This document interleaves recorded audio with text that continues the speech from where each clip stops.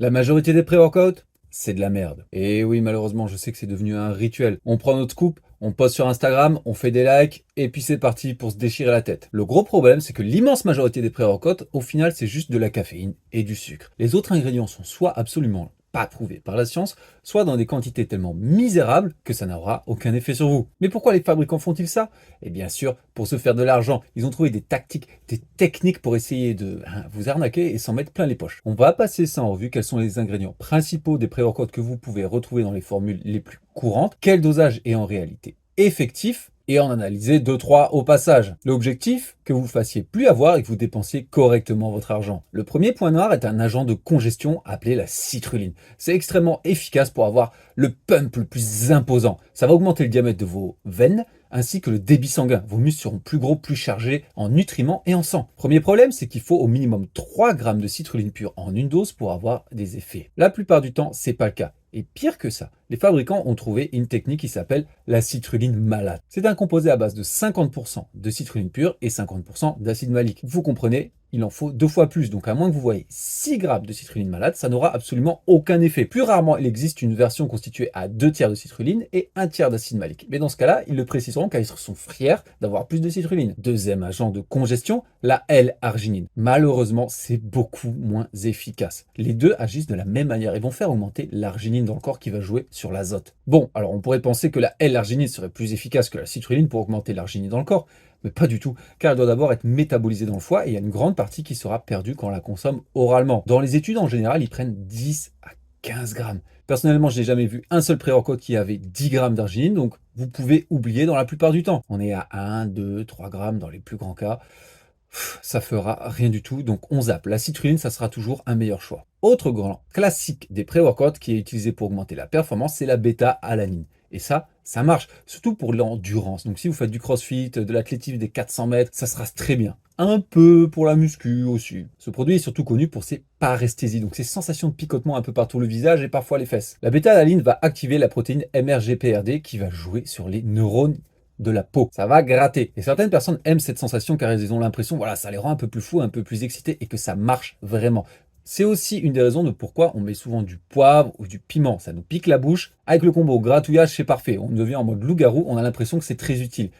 Pas forcément. C'est comme la créatine. Il faut en accumuler suffisamment dans son organisme histoire d'atteindre la dose de saturation pour vraiment avoir les effets bénéfiques. Selon la science, en moyenne, 179 grammes accumulés au cours d'un mois. Selon les fabricants, 90 grammes. Vous voyez le problème. Donc à moins que vous ayez au moins 3 grammes de bêta-alanine par jour, tous les jours, selon les fabricants, et 5 selon la science, ça ne fera rien du tout. Donc déjà, est-ce que vos pré-workouts est à 3 grammes?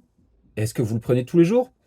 L'immense majorité des cas, il faudra supplémenter à côté. Donc dans le pré-workout, c'est pas utile en soi. Après, plus il y en a, mieux c'est, car vous aurez simplement besoin d'en prendre moins à côté si vous voulez ces effets bénéfiques. Autre composé très efficace pour augmenter la performance, c'est la créatine. Voilà, on parlait de la créatine, celle-là est également utilisée parfois dans les pré-workouts, mais à mon sens, ça n'a pas vraiment beaucoup d'intérêt. Certaines études ont montré que lors de la phase initiale, dans la première semaine de prise, il pouvait avoir un effet à court terme quand on la prend. Donc elle sera mise dans certaines formules de pré-workout. Malheureusement, ça n'a jamais vraiment été prouvé. Et surtout, si on prend de la caféine en conjonction, ça ne marchera pas, car ces deux molécules ont un effet opposé sur le muscle. Et dans l'immense majorité des pré-workouts, il y a de la caféine. Certes, il en existe 100, et d'ailleurs, ça sera excellent, par exemple, si vous entraînez le soir, afin de préserver la qualité de votre sommeil. Mais bon, créatine, là encore, il risque de ne pas y en avoir assez dans votre pré-workout. À moins d'en avoir 3 ou 5 grammes, il faudra en prendre un côté. Donc pourquoi faire augmenter artificiellement le prix de son pré-workout quand il suffit de prendre la créatine à côté, qui coûte déjà en soi normalement pas cher. Mais quand on voit notre pré-workout et qu'il y a 150 ingrédients, on se dit c'est incroyable. Non. Le dernier qui pourrait augmenter la performance et qui est utilisé dans les pré-workouts, c'est la bétaïne. Ça aura à peu près les mêmes qualités, mais les études nous montraient que malheureusement c'était bien inférieur. Donc la bétaïne, on oublie. En plus, la plupart du temps, ça sera sous-dosé, mais même en soi, c'est pas très efficace. Donc vraiment, à la trappe. Ensuite, on peut retrouver la L-carnitine. C'est un produit qui est très intéressant, car ça pourrait directement impacter l'hypertrophie en jouant sur le nombre de cellules satellites musculaires. On aurait plus de potentiel de construction. Mais ça serait également vraiment pas mal pour la perte de poids. Gros problème, sa biodisponibilité orale est vraiment naze. Environ 15% sera assimilé. C'est pour ça que dans les études sur la L-carnitine, vous retrouverez des doses de 10 à 15 grammes orales. Les mecs qui sont vraiment déter se piquent avec. Si vous voulez que ça ait un effet, il faudrait au moins 4 ou 5 grammes au minimum. Bon courage pour trouver un pré-workout qui en a autant. Et même là, on est en dessous des doses cliniques utilisées dans les études. Donc bon, Vous voyez, c'est vraiment pas la peine. Également, on retrouvera toute une tonne d'antioxydants et de vitamines.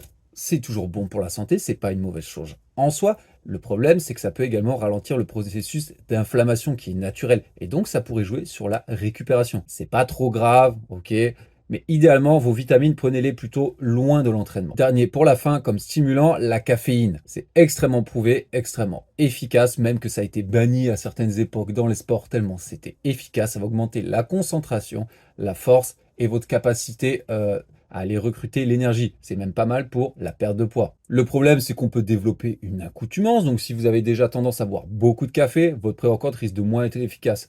Il existe des pré-workouts très violents, très chargés en caféine, mais on peut vite basculer dans les excès, être désensibilisé et au final avoir un impact négatif sur sa santé. Bon, au final, malheureusement, déjà, il y a plein de choses qui sont pas très efficaces ou des choses qui demandent des quantités assez imposantes avant que ça le soit. Pour la caféine, il n'y aura jamais de souci parce que c'est très peu cher. Mais pour les autres produits, eh bien, on va analyser. Par exemple, prenons le pré-workout Big Shot de Prozis, qui est une très grosse marque. Qu'est-ce qu'on a? 160 mg de caféine, c'est pas mal, c'est une grosse tasse de café, ça va donner un petit coup de fouet. Mais ensuite, on a 1 g d'arginine, donc déjà l'arginine c'est nul, mais 1 g c'est vraiment pitoyable. 1 g de créatine créapure, super qualité, mais bon, il vous en manquera un certain nombre à côté. Et enfin, 1,6 g de bêta-alanine. Donc voilà, clairement ce pré-workout, à part la créatine, il n'y aura aucun effet. Autre pré-workout connu, le bien aimé Jacked ou Jack 3D comme on dit en France. Caféine classique, 150 mg, c'est une bonne dose. 1,25 g de citrulline pure. Bon, bah voilà, vous comprenez déjà que c'est pas bon. Il faudrait 3 doses de Jacked pour avoir un effet sur la congestion.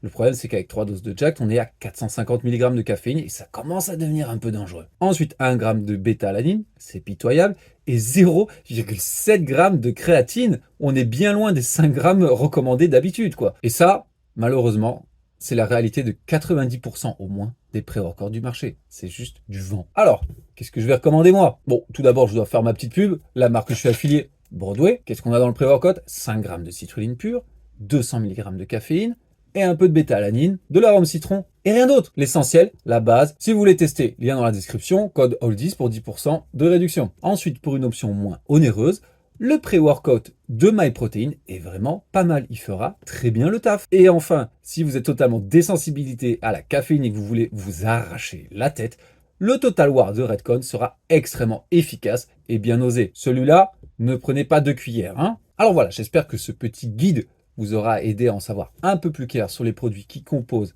les pré-workouts et essayez de ne pas vous faire arnaquer avant d'en acheter. Si vous avez d'autres questions concernant les pré-workouts ou les suppléments, n'hésitez pas à poster en commentaire, je me ferai un plaisir d'y répondre. Allez, à la prochaine!